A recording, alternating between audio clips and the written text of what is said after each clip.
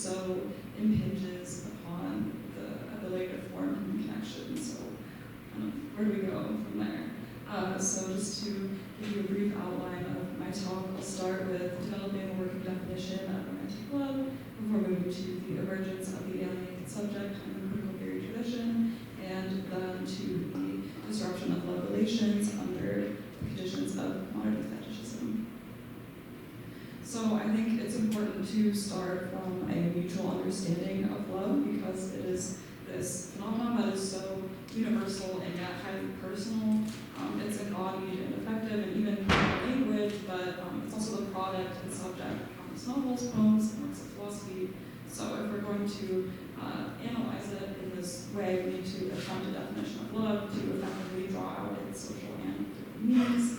I think it's important to situate it in the Greek tradition first and foremost, where it falls on the spectrum of eros, philia, and agape.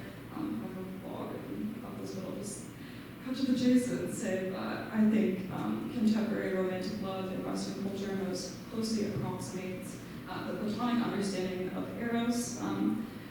However, I also think that romantic love here should not be exclusively conflated with sexual desire. Later on, I'll kind of articulate what emotional attitudes I think are necessary in a love relationship, in addition to erotic desire. But also for Plato, eros is prized for the fact that it is the ascent of love that is implied therein.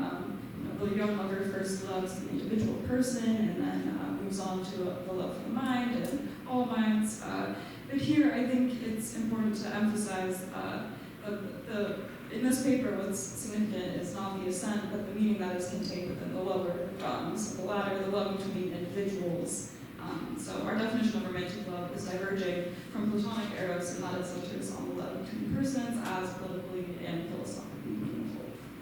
So with that kind of vague notion of what love is in this context outlined, it's necessary to turn to critical theory to achieve a greater level of specificity.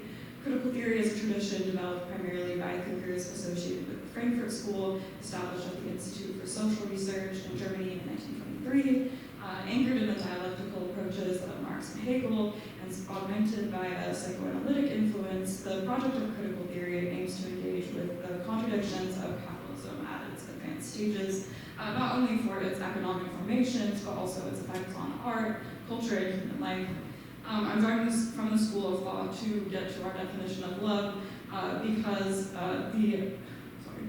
one of its primary concerns is with the alienation engendered by capitalism, which grounds the analysis that I'm going to develop in my paper. As such, the working definition of love that I'm going to put forth is derived from critical theorists, so that we can later draw upon this specific connection between love and alienation.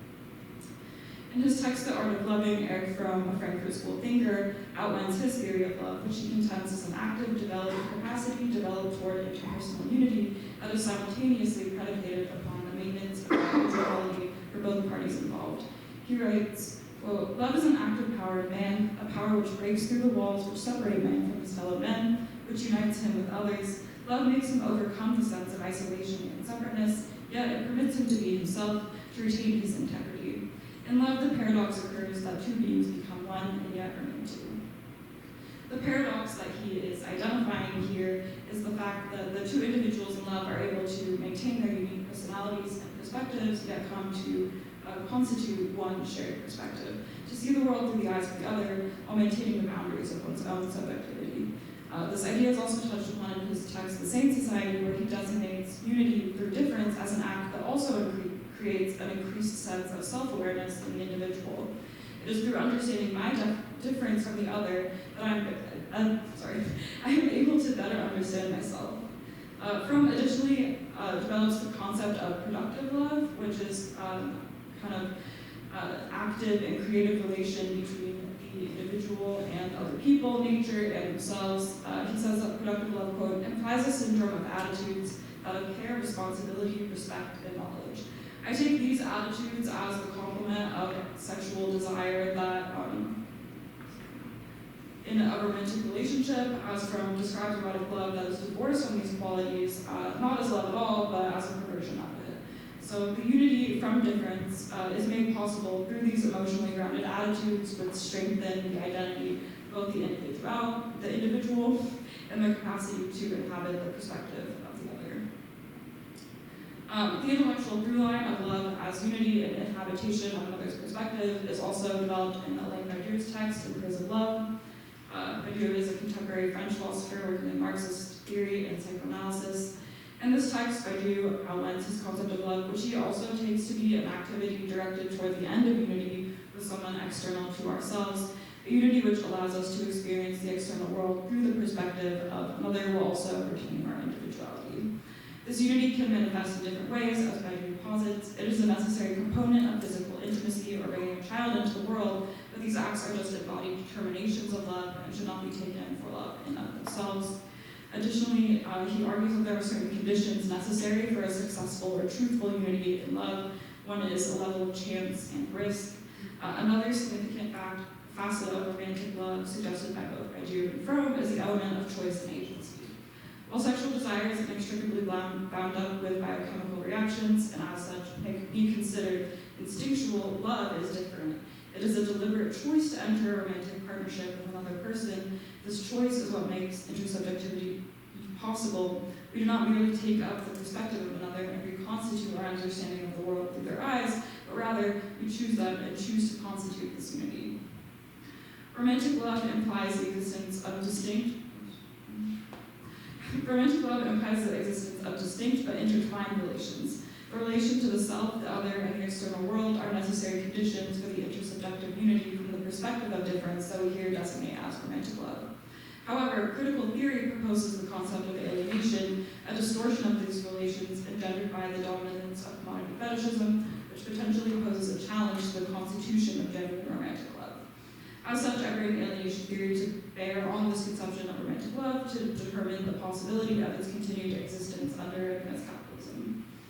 According to the critical theorist Rahel Yehi, alienation is not a lack of relation per se, but, quote, a relation of relationlessness, unquote. It is not the absence of a relation that never could have existed, rather we are alienated for something that we ought to have a relation to, but nevertheless do not. As Yehi argues, our freedom to act in the world is inhibited by this separation. Unable to recognize our actions as our own, we are prevented from realizing ends that are connected to our desires. A free life, hence, is contingent upon an unalienated life, one that can reappropriate disrupted relations and therefore find purpose in acting. This unfreedom through alienation is reflective of domination. We don't become alienated of our own accord, and as such, this unfreedom is foisted upon us through different external apparatuses, whether they be political, social, or intellectual. The critical theory approach to alienation draws primarily from the development of the concept in the work of Karl Marx. Marx's theory of alienation changed considerably from the time of his early writing to the publication of his seminal work Capital. In the early writings of the economic manuscripts, Marx analyzes the alienation brought about by the division of labor. Specifically, he posits that participation in labor, which is not voluntary or purposive, but is rather contracted by the capitalist class and carried out by workers, begins a separation of the act of labor from the laborers themselves. This results in a multifaceted alienation of the worker from the labor itself, from the product of the labor, from other human beings, and from the humanity. In Capital, a significant aspect of Marx's analysis of alienation centers upon the object of the commodity, the product of labor that is sold on the market and exchanged into money. There are two kinds of value ascribed to the commodity: use value and exchange value. I don't want to talk about that too much, but essentially exchange value can be totally unmoored from use value, and as a result of this, he thinks that the commodity starts to take on a social life of its own once it enters the market. He says that we only end up coming into contact with, or social contact with a producer of goods when we are participating in exchange. Our understanding of the producer's role is reduced purely to this act of buying and selling the finished product. When we see a commodity, we fail to see the social relations that brought it into existence, so there ends up being kind of a switcheroo between social relations and material relations. The commodity also ends up taking on this mystical otherworldly quality in the implication of its objective worth through the exchange value, even if this is totally divorced from its practical use. The logic of the commodity, which bestows inordinate value on objects and obfuscates the social relations behind them, contributes to another dimension of alienation, the inextricable link between social life and economic exchange, and the domination of commodity over human existence. One of the major intellectual accomplishments of critical theory was to recover the philosophical roots of Marx's work, including his conception of alienation, which had been previously underexplored. As such, the shift from Marx himself to the thinkers of the Frankfurt School is perhaps best mediated by the concept of reification, which appears in George Lukács's work, History and Class Consciousness. Lukács argues that the commodity form has come to dominate all aspects of human consciousness and exists at the heart of the major problems of civilization. Under modern capitalism, the objective, abstracted character of the commodity becomes the organizing principle upon which the entirety of human life, from politics to the individual consciousness, is founded. Lukács distinguishes the process of the totalizing extension of the commodity form and the subsequent alienation it brings about as reification. Human beings themselves are thus reduced to the form of the commodity, a quantified, pre-made object, isolated and fragmented from the self and others. Personal qualities become detachable, everything is reduced to the level of the commodity to be bought and sold. When we experience this atomization, there is a simultaneous reduction of human difference as all entities are abstracted to the uniform configuration of the object. The division of labor and the ubiquity of this exchange value has brought about this collapse of individuality and meaningful human existence. Under the domination of the capitalist system, it will ultimately be impossible to act in the world without participation and reification. Expanding upon Lukács's analysis of the consciousness-pervading domination of commodity fetishism and its implications for subjectivity, Eric Fromm argues that this has further led to an abstraction and quantification of human qualities in life. Fromm argues that the advent of the pecuniary form as a means of representing the exchange value of a commodity has transformed the system of production and human life in general, rather than being dictated by qualitative representations obtained through sensible observation. All aspects of economic production and exchange, and in turn all aspects of human life and personality, must ultimately refer to the quantitative form. And Horkheimer and Adorno also touched on this in Dialectic of Enlightenment, but I think I will. Fromm's concept of alienation additionally focuses on consumption. In a pre-capitalist society, consumption would necessitate making an effort proportionate to the acquired object. Consumption for Fromm, therefore, ought to be grounded in the concrete, sensual, and purposive use of the object, which brings us closer to a specific end, such as satiety. But under the conditions of quantification and abstraction, consumption has become unlinked from both utility and reality. Fromm argues that consumption has become an end, divorced from any material need. Furthermore, given the inextricable relation of the commodity and human consciousness, this attitude of consumption shapes the self-perception of the individual. Fromm describes the relation of the alienated man toward himself as a, quote, marketing orientation. Like any other product on the market, the individual views themselves as something to be consumed by others, further ossifying the loss of personality brought about by consumption and quantification. The alienation brought about by the domination of the commodity form estranges the subject not only from himself and the external world, but from other people. How then ought we to understand the persistence of romantic relationships under capitalism? This is pressing because of the apparent significance of romantic love for our existence within the world, both as it contributes to the formation of intersubjective unity and as the emotional grounding of marriage and reproduction. If the social category of romantic love continues to exist in a system which is fundamentally hostile to its genuine constitution, the study of such relation reveals the transformations that human life has undergone since the inception of capital. A critical theory analysis of romantic love under these conditions of alienation, I think, should be grounded in a Marxist understanding of the problem, given the foundational nature of Marx's thought for the field. This necessitates kind of looking at 2 points, which are love as social relation and love as reproduction of capitalism. The first point requires amending from Badiou's conception of love as two becoming one, because for Marx this might not necessarily even be desirable. For Marx, romantic love is a social reality folded into the fabric of capitalism. As such, it should not merely be viewed as the union of 2 individuals, but the coalescence of 2 products of a social system. In light of this, the intersubjective unity of 2 individuals, which closes them off from the rest of the world, would only exacerbate this relation of relationlessness that we're trying to get away from. Consequently, the initial unity of perspective that occurs in the inception of love should serve as a step toward expanding one's perspective to encompass the whole social system they exist within. It should heighten awareness and empathy with all people, particularly drawing attention to their social and political struggles. By going from a single isolated perspective to inhabiting the perspective of another person, we gain the ability to turn our subjectivity outward, which ought to lead to an acute perception of the complex web of social relations we exist within. Taken in this way, rather than merely as the union of two atomized individuals, romantic love could therefore potentially serve as an opening up of individual perspective which reappropriates the disrupted relations of alienation.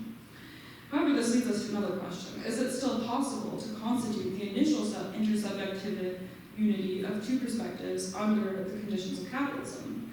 For one, as we saw from Horkheimer and Adorno, the quantification and abstraction of life that results from the instrumentalization of reason and the dominance of the commodity form leads to an evacuation of human qualities and a reduction of life and thought to the level of calculation and quantification, given the significance of difference as a prerequisite for the ability to encounter and take up the perspective of the other. A lack of uniqueness and autonomy amongst alienated individuals seems to pose a significant challenge to this union. Furthermore, in History and Class Consciousness, Lukács kind of takes a look at marriage by way of Kant, and this is a quote from the Metaphysics of Morals. Kant says, "Sexual community is the reciprocal use made by one person of the sexual organs and faculties of another. Marriage is the union of two people of different sexes with a view to the mutual possession of each other's sexual attributes for the duration of their lives." So, it's not great. This is a pretty dour picture of marriage. And maybe if we want to be like a little more generous, we could expand this category of mutual entitlement to include other pleasurable activities, like time spent together and being able to rely on one another. But fundamentally, at its core, from the critical theory perspective, the individual consciousness is shaped so fundamentally by the forces of capital that the potential for constituting this intersubjective unity is diminished, both between the two married individuals and between themselves and the rest of the world. Engagement with the perspective of the other is the fundamental basis of romantic love. From its productive qualities of love, care, respect, and responsibility, and knowledge are not necessarily required to sustain a marriage under advanced capitalism, as they may once have been prior to the imposition of the logic of the commodity. I think that Lukács's analysis of marriage gives way to kind of a second principle of the Marxist analysis of romantic love under capitalism, that any relation under capitalism must ultimately reproduce it. The marriage relation is permitted to exist under capitalism because it perpetuates and upholds a system, and commodity fetishism ultimately governs the cultural norms of marriage. The tradition of the wedding encourages the expenditure of wealth on commodities so disposable that they can only be used for a single night. After marriage, the next culturally encouraged step is to have children, and this reproductive labor ultimately begets more productive labor. Marriage is thus also valuable for the capitalist apparatus because it sustains labor power. Finally, following the entry of women into the workforce, the combination of spousal incomes increases the purchasing power of the married couple, who are encouraged through social and cultural messaging to expend that money on additional commodities to further engage in the kind of consumerism that Freud cautions against. The marriage relationship is thus shot through with the tenets of capitalism in every aspect, from the alienation and objectification of the subjects themselves to the ways in which the contours of the relationship are directed by the purchase of commodities and generation of capital. Romantic love has the potential to overcome the conditions of alienation. As an active, purposive unity of perspectives based upon difference, it can not only reappropriate one's relation with the other, but can also reconstitute their subjectivity. To recognize and love the personal qualities of a romantic partner, I must view them as a subject with a unique and worthy perspective, but this also requires understanding myself as a subject with the capacity to take up their point of view. This ought not to simply isolate the romantic couple, but should rather serve as the turning point that allows for both partners to empathize with and recognize the external world. However, considering the reduction of human difference and subjectivity, the prevalence of mutual sexual objectification, and the perpetuation of consumption through the norms of marriage which occur because of the domination of the commodity, it appears there is no real possibility of romantic love, as we're interested here, under the conditions of alienation, particularly as it is crystallized in the marriage relation. Given the role of commodity fetishism in facilitating each aspect of such a relation, the necessary condition of choice is also missing. As powerful as an authentic relation of romantic love could be for overcoming the problem of alienation, it is alienation which prevents us from constituting love in this way. This demonstrates something fundamental about the transformation of human life under the structures of capitalism. Envied of individuality and freedom, the